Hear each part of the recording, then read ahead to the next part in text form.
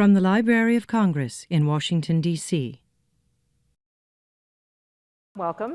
Thank you for coming. It's my great pleasure to be here today to talk with Marie Lu. As most of you, probably all of you know, she is the best-selling author of the Legend and Young Elite series, books that have swept us through time and taken us through thrilling places and introduced us to all sorts of dark and complicated characters. Her new book, which I was lucky enough to get early, is Warcross. It comes out in 10 days. But so I've had the privilege of reading the book before it came out, and I can tell you that it will keep you up all night, but it won't give you nightmares. It's a lot of fun. And so this time she takes us into a world that she knows very well. It's about video games. And as you may know, she previously worked in the video game industry, and here she uses that experience to create a very exciting story set in the not-so-distant future about another badass girl, if I can say that. Yeah, she's a badass. I'm not sure I'm supposed to use that word, but she's a... It's okay. I said nice, but she's a bounty hunter named Emika Chen, and her life gets pretty complicated when she hacks into an immersive video game that's sweeping, taking over the world. And the book raises some very thought-provoking questions about technology, but it's also just a really exciting story about a rainbow-haired heroine that I think you're really gonna love. Thank you. And congratulations on your book. I know I'm just gonna give you a little preview of the book. We're not gonna give it's a teaser, not a spoiler. So it's a bit of a change for you after the Young Elites. It's a little more personal maybe, and it's back to science fiction a bit after writing fantasy in Young Elites. And I just wanted to ask what made you decide to go in that direction? Sure, yeah. First of all, thank you so much for having me here at the festival. This is my first time at the National Book Festival, so I'm really excited to be here. See you guys. Thank you for being here. Before I became a full-time writer, I used to work in video games, like you said, and so I always knew that I wanted to write something to do with games. I just didn't know what that story would be yet. I started with the Legend series, and Legend is a dark futuristic story set in Los Angeles about 100 years from now. And when I was developing the Legend world, I made this bit of world building that I wanted to expand on. And in the Legend world, there is a society set in Antarctica, which is now a habitable place because, climate change is real. In this futuristic Antarctica, every part of the society is completely gamified. And what that means is you water a plant, you get a point. You go to school and answer a test question correctly, you get 5 points. You level up in society that way. And as you level up, you get perks in life or better access to stuff. And that was how the society worked. And I was only able to use a very tiny part of that when I wrote Legend, but I wanted to do something more with that idea. So I kind of kept that idea in the back of my head, and it was like this little thing on the shelf that I wanted to get back to. So then I wrote the Young Elite series, which is, very dark fantasy. It's about a girl who's essentially the teen girl version of Darth Vader, and her downfall to the dark side. So I was writing the Young Elites, feeling very emo and depressed all the time, because I kind of did not think through the idea of, it'll be fun to be in a villain's head, but for 4 years. So I was about halfway through writing the Young Elites, and I love that series so much. It means a lot to me, but it was so heavy and hard to write that I had to have a palate cleanser at the end of every workday. So I started writing this book called Warcross. At the end of every workday, when I was like, I can't be in the Young Elites world anymore. I need something fun. I need something happy. I would start world building out of that little bit of world building I did in Legend. So I started expanding on this idea of this game that would just sweep the world, that everybody would love to play, that was based on virtual reality and augmented reality and all of this new technology that's coming out. And I would do a little bit of that every night, and it would kind of cheer me up again and get me ready to go again the next day at the Young Elites. So that's what I did, and as I did that, Amika Chen came to me, and she came very fully formed. She always had her rainbow hair. For anyone who's read my books, you know I have an obsession with hair for some reason. Everyone I like in my books has nice hair. So Amika has the best hair. She has like every color you can think of in her hair. And she's a hacker, she's a tech girl, she's a gamer girl, and she's struggling to get by and trying to do the right thing. And her personality and heart kind of melded with the idea of this game that takes the world by storm. And from there, Warcross kind of took off. And I think it was probably the most fun thing that I've ever gotten to write. So I had a really good time writing it. Which is odd for me. Usually I struggle a lot with my first drafts, and not to say I didn't struggle with Warcross, but it was a more fun struggle. So how much of your experience working in the video game industry is in the book? That's a great question, because there actually are a lot of little anecdotes that crept into the story, sometimes unconsciously. When I first started working in games, I hopped into it kind of spontaneously. I was supposed to go to law school, which didn't happen. Apparently my personality just does not match with that, and the thing is, I loved my political science classes, love them, and a lot of that still creeps back into my writing all the time.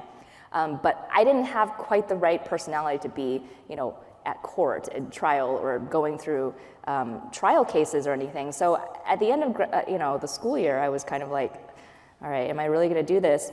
And I stumbled across this kiosk on campus that had a bulletin from Disney Interactive Studios, and I applied and got into that, so I ended up in games. But I had the best time I've ever had in a corporate job at Disney.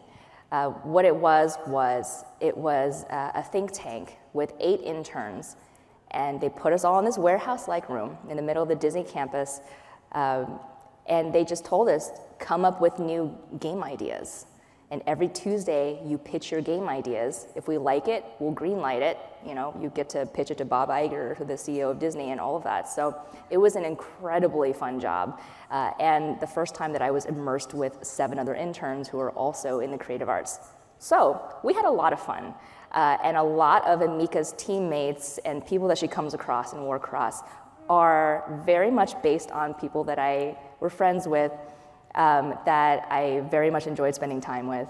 We worked together 8 hours a day, but after work ended, we would still play, Mario Kart for an hour together. We had like a fake wrestler belt and everything. We had, blue shells and green shells on it, and if you won the last round of the day, you got to hang it over your desk the next day. It was like this big status symbol in the company, like our bosses would come and challenge us for it and stuff. So it was really fun, and Mario Kart makes its way into the book as well. That was an anecdote. And one of your dogs. And one of my dogs, yes. I have a corgi, and there is a corgi who walks across the page, at one point in the story, because I was like, this book has all of my favorite things in it, so I'm going to throw my dog in there too.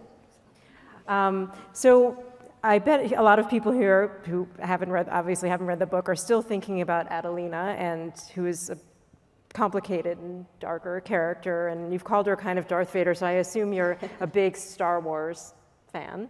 Oh, yeah. I mean, I guess what made you want to create such a complicated and sometimes unlikable character, especially when you're writing for a young audience? It seems like it's kind of a risk to do that. So what was your motivation, and how has that worked out? Yeah, I don't know why it is but I've always kind of gravitated towards dark stories ever since I was little. Like, I think I was like 7, and I would write wanted reports, like fake wanted reports of fake criminals, because I saw them on cork boards all the time, and so I made up wanted criminals all the time. Legend is about a teen criminal, and it's about a dystopian society, so the Young Elites is kind of an extension of that, but it is definitely the darkest story that I've ever written. And I think it came about because I really wanted to explore the villain's journey, because, you know, villains are still people. And I think a lot of times people have a tendency to label villains as monsters to kind of distance themselves from humans. You know, like, humans are human. How can a human possibly do horrible things? We call them a monster instead. But the worst monsters in our history have been human. You know, they are people. People are capable of terrible things, and how did they get to that point? And the other half of it is everyone thinks that they're the hero. You know, even the villain, from their point of view, thinks that they're the hero. Darth Vader probably thought he was doing the right thing, you know, for quite a while. Magneto thought he was doing the right thing. Loki thought he was doing the right thing. And in the process, they become these, you know, they do these terrible, terrible things in the name of what they think is justice. So I wanted to explore the story of this girl who starts off the story, you know, kind of in a neutral ground, and slowly, through the course of terrible injustices that happen to her, falls apart.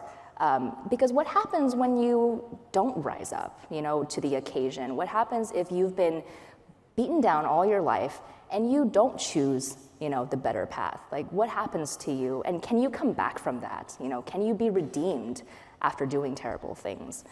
So that was a lot of what went into the making of the Young Elites and the making of Adelina. And Adelina, you know, I said that I identify with Amika the most, but every single one of my characters has a piece of myself in them, and Adelina is no different. You seem so nice. I don't know what that says about me as a person.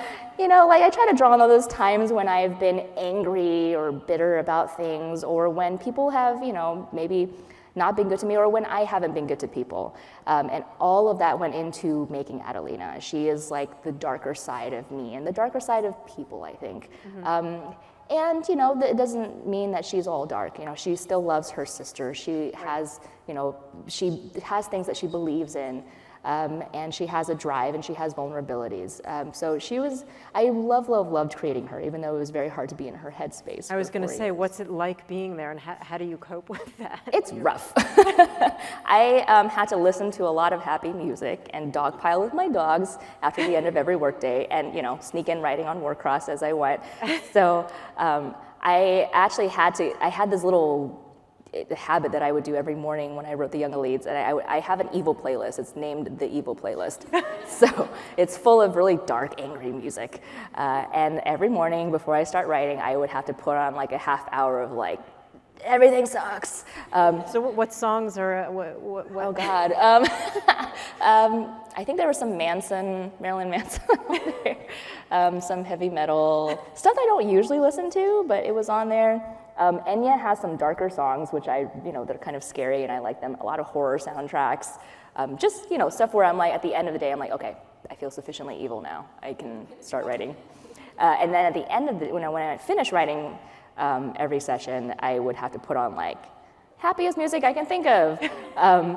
My happy playlist, which I never use, except for, you know, at the end of the writing day, and that kind of helped me pull out of it. But it was rough. It was rough being in her head for that long. And so, about how long does it take you to finish one of your novels? On average, about a year to do like 2 drafts on it. That's a lot of It's a lot, yeah. It was 4 years of like, why am I in this headspace again? But I mean, it was definitely worth it.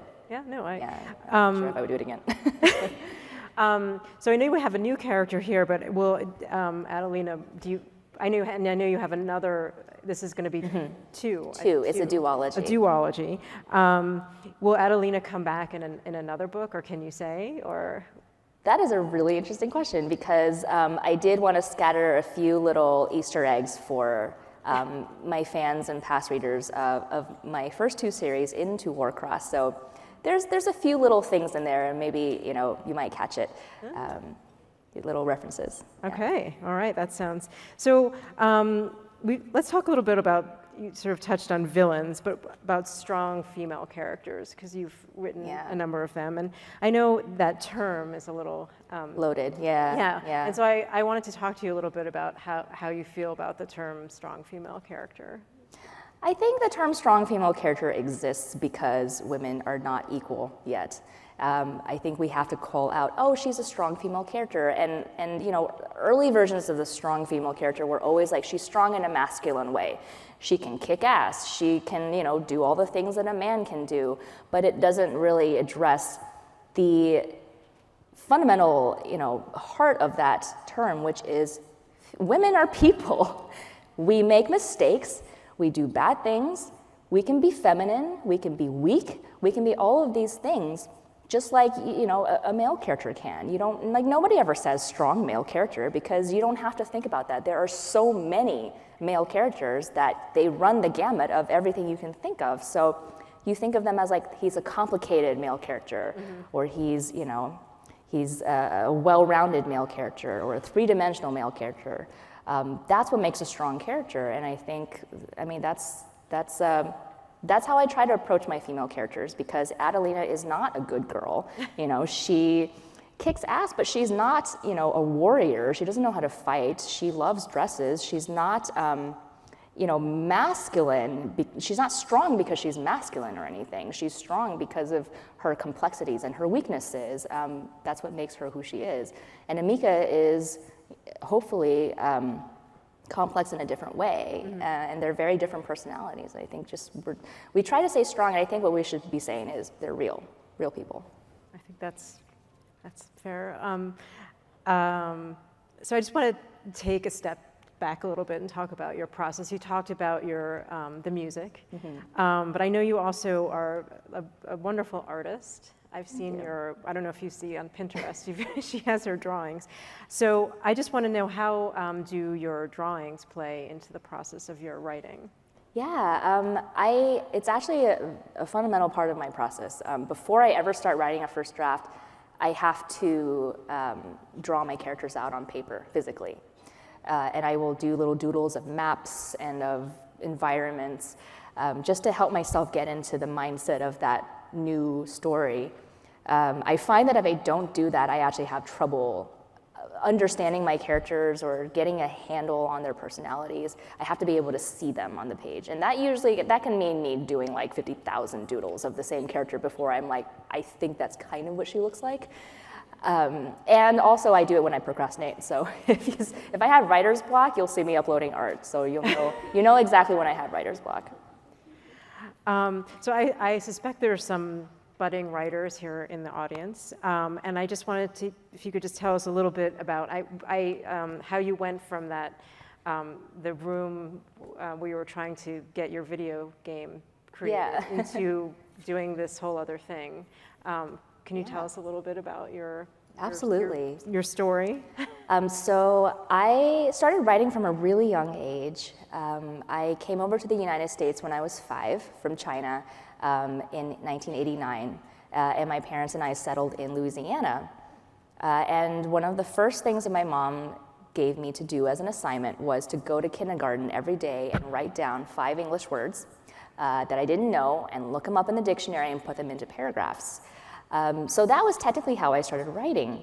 And eventually, when I figured out enough of the language to know what to do with it, I realized that I just really enjoyed the process of putting together these little stories for myself. So I started stapling together little booklets and writing, you know, pretend novels of my own when I was like 7 or 8. So I started pretty young. I didn't know that writing was a real job that people could do. I didn't know that the books that I was reading came from people.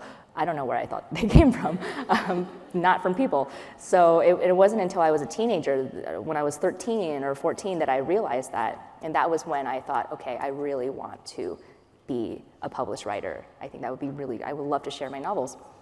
So I started writing really bad novels when I was in high school. And the way that I found time to write was that I would set my alarm clock for 2 in the morning. Wow. And I would use my bathrobe to plug the bottom of my door so my parents didn't know that I was awake.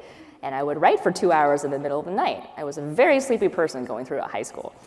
I don't know if I would recommend that tactic, but I say that just because, you know, I was listening to the wonderful Sabaa Tahir talking earlier, and I really, really firmly believe in the fact that, when you feel that itch, that burn to write, you find a way, you carve it into your life somehow. It doesn't have to be a lot. It can be 5 words a day. It could just be imagining something, because, life is hard for a lot of people. It's hard to find that time to do this, but if you want to write, it's in there, and you'll find a way to get it on the page. And for budding writers out there, I think the number one thing that I wish I had known earlier was it's okay to write a bad first draft. This is still something that I struggle with, because I want to get the perfect vision of it in my head onto the page in one go. And it's just impossible. And I've learned over the years that you just can't do that. It's okay to write a bad first draft. The best writers I know write bad first drafts. The most important thing is to finish that draft. Once you have something on the page, then you can go back and rip it up to pieces and edit it and add things in and take things out and all of that. And that's how you create a book. I struggled with that for a long time. I wrote 4 novels before I was able to get published. None of them were able to make it anywhere. I was able to get an agent with my second novel, but we submitted it everywhere. Nobody wanted it because it just wasn't good enough. And then I gave him my third novel, and my agent hated it. Then he dropped me as a client, so I was right back to square one with no novel and no agent. So it's a hard road for most writers I know. We go through many, many, many drafts, many unfinished manuscripts, many unpublished books before you get to the point where you are good enough. But you can't get there unless you get the bad words out of your system. So, keep writing. So about how many drafts do you do of your novels now? Oh, it varies so much from book to book. So Legend had 2 major rounds of edits on the draft. The Young Elites had maybe 20, so it runs the gamut. It depends on the book, and it depends on how good the first draft is, I suppose. But at some point, you eventually reach the final version of it. With the Young Elites, I actually wrote an entire half of a book that I had to completely throw away because my agent was like, this is not going in the right direction. And she was absolutely right. And I had to throw it all away and start over from scratch, and it sucks, but it's part of the process. And it ends up, you end up finishing it at some point. So who are your other favorite writers, either YA, science fiction, or whoever? Yeah, so many. I'll start with my earliest inspirations. My first introduction to fantasy and science fiction was Brian Jacques' Redwall series. I absolutely love that series. It's one of my favorite series of all time, and the first time I read one, I was obsessed. It was my gateway book into the rest of fantasy and science fiction. From then on, I read pretty much every science fiction and fantasy I could get my hands on. Now I read almost exclusively YA. I love YA. I think it's just this vast, rich, lush field of good writing. And many of my contemporaries, my fellow writers are amazing, and I'm fans of them. Sabaa Tahir, who was just up here, I'm a huge fan of her work. And Ember in the Ashes is an amazing fantasy series. On the contemporary side, The Sun is Also a Star by Nicola Yoon is just beautiful, heartbreakingly beautiful. So is Everything, Everything, which just came out as a film. I think she's one of the best contemporary writers working today. Leigh Bardugo's Six of Crows is an incredibly written fantasy. It's so rich and complex, and Leigh is just a wonderful person and a wonderful writer. So those are some of my favorites off the top of my head. Illuminae is a science fiction novel that is just fantastic too. It's by Amy Kaufman and Jay Kristoff. Their latest comes out next spring, I think. Obsidio is the third one. I could keep going forever. We've got Forest. 15 minutes. Okay, and I'll give one more, and then go we'll ahead. go to questions. Forest of a Thousand Lanterns by Julie C. Dow. It's a debut novel. You guys have to check it out. It comes out on October 3rd, so it's right around the corner. It's a beautifully written fantasy novel, and I think you guys would love it. Forest of a Thousand Lanterns. Yeah. And that was our 15-minute mark, I think. Yeah, no. So the Legends movie. Yeah. So I hope this. I hope it's not a sensitive subject, but as you can see, it's a subject of great interest. Can you tell us anything about where that stands? Yeah, it's always hard to talk about Hollywood stuff because I don't usually know anything. But with Legend, there is something exciting happening. I can't say anything yet because we are still in negotiations, but hopefully I can share something soon. Okay. That was very cryptic, I'm sorry. That was like a non-answer. So I know you have. How far are you in the next book? And this is the worst question for any writer. What are you doing next? I am working on Warcross 2 right now, and I am also on the tail end of edits for Batman, which is coming out January 2nd of next year. It's a YA novel about 18-year-old Bruce Wayne and a young villain that messes with his head. Interesting. So that's a completely different. That's exciting. Yeah, thank you. Go ahead. Oh no, I was like, and I guess we can open up to questions from the audience whenever you're ready. That would be great. Yeah, but thank you so much. This was so wonderful. I was going to ask you about Oh, thanks. so if you want to line up at the mics. Yeah. Okay. Well, we can go with one more question while people are getting ready, I guess. I was going to ask you about your shoes. Oh. Thank you. One of my best friends is Tahira Mafi, who, if you don't follow her on Instagram, she is one of the most fashionable people I know, and she is like the queen of shoes. So whenever she recommends shoes for me, I'm like, I'm getting it. So that's my collection of shoes. I think I can't see. We can't really see you. So. Well, we'll start on this side with the striped shirt. My name is Linnell Hilling. I'm a middle school librarian in Marshall, which is a couple counties away. And I just want to say that this book is a gateway drug for my young students. Oh, thank you. It truly is. Thank you.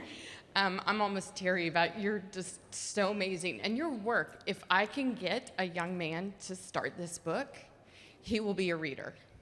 Thank you very much. I really appreciate it. And they love it. And just the fact that you have it told from his point of view and her point of view, it's just incredible and outstanding. I'm just so grateful. They're really, really good. Thank you. They are. I mean, I've seen it. It's amazing. The kids who, they don't want to read, but they'll read it. So I want to ask, in Champion at the end, there's always that, oh, well, you know, do they get back together and that kind of thing? And I've often wondered, to me, June and Day, their actions speak much more than their words. So is it fair to have a positive, kind of happy view on the end of that book? Well, I don't want to give any spoilers away, so I don't know. It depends on how one reads the ending, I suppose. But yeah, I don't know if I can say much about it. I don't want to spoil anyone who hasn't read the ending. Right. But Day and June are very close to my heart. They're some of my favorite characters that I've ever written. So, so hopefully you like the ending if you get a chance to read it. Thank you. And on this side. I love the Legend series. Thank you. I started crying at the end of Prodigy.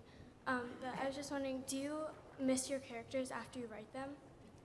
Do I miss my characters after I write them? I do. And it's weird because at the end of my stories, I get this weird feeling like they don't belong to me anymore. They belong to the public and to the readers and to you. So I miss them in that they're not in my head anymore. They kind of wander off into like the great big yonder that characters go to after series finish.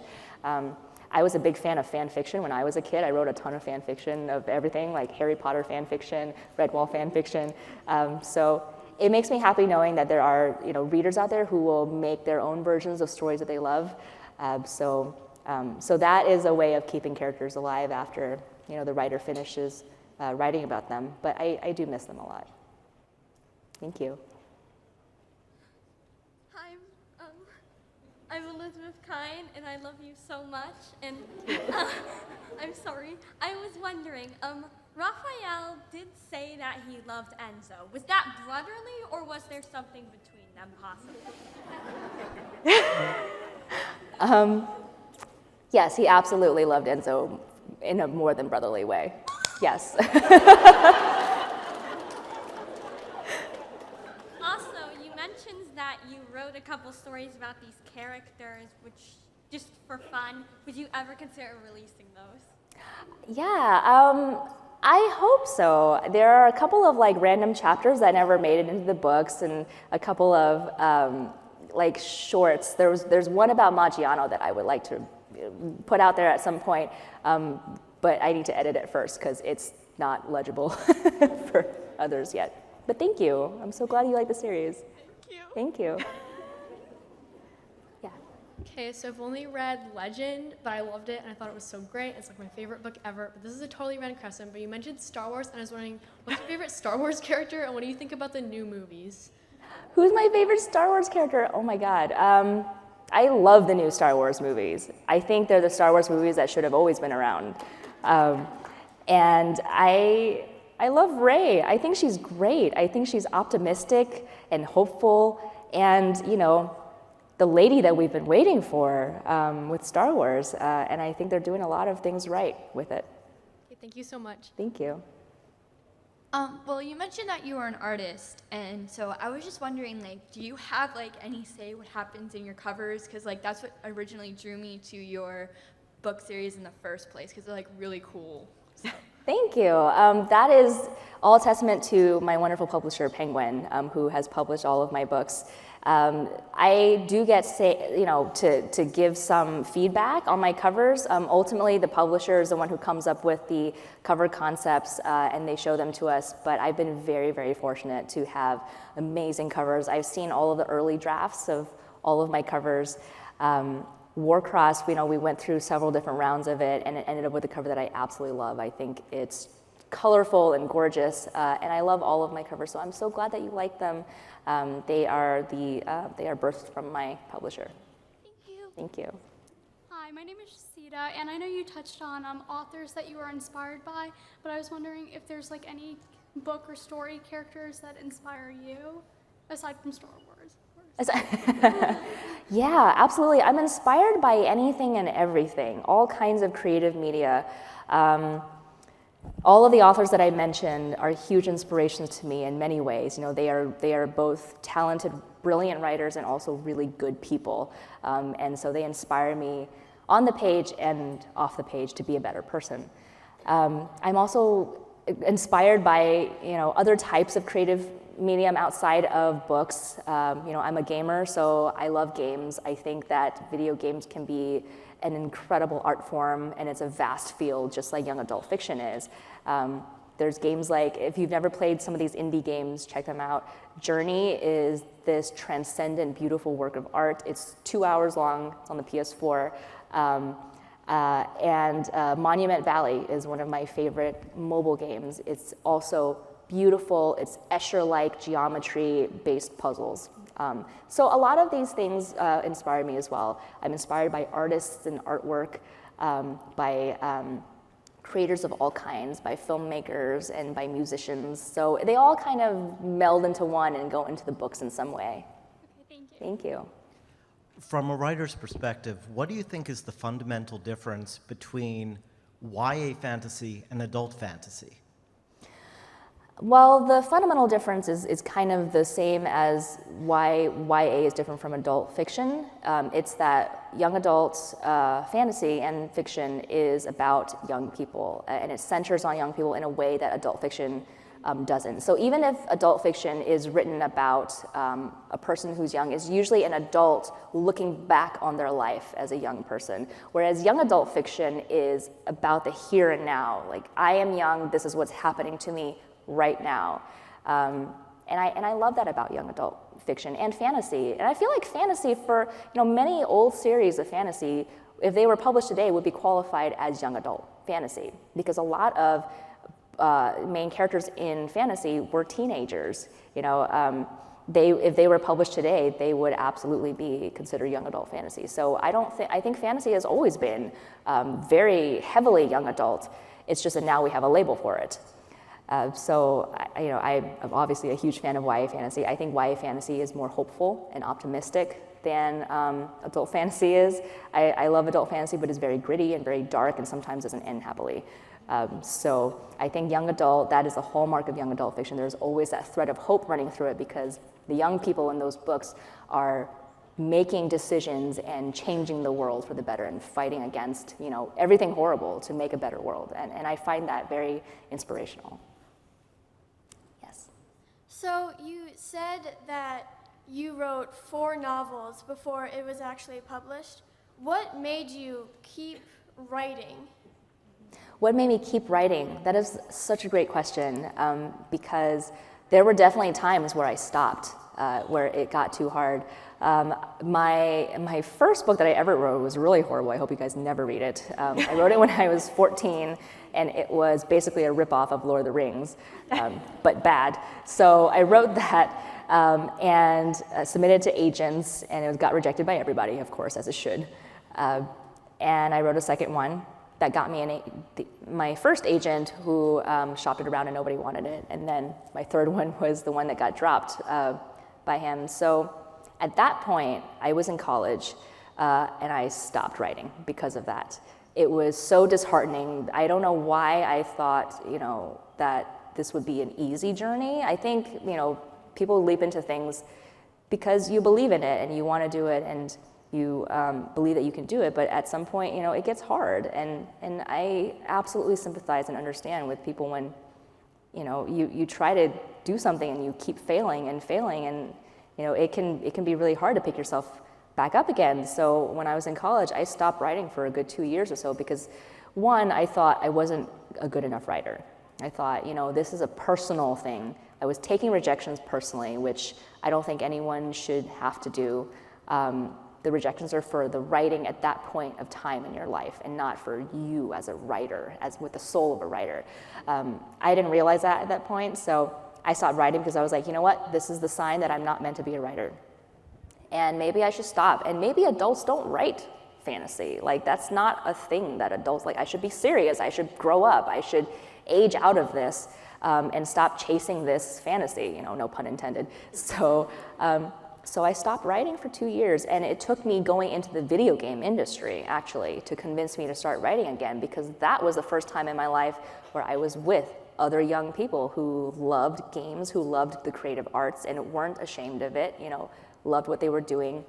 And that was the moment when I was like, oh, okay, it's okay to love these things, and I'm gonna write no matter what, because if you're a writer, whether or not you get published, it's a part of you, and it doesn't matter if you're published or unpublished, you're a writer. We're all writers. If you write, you're a writer. So with that in mind, I started writing again, because I was like, you know what, who cares? I'm just having fun.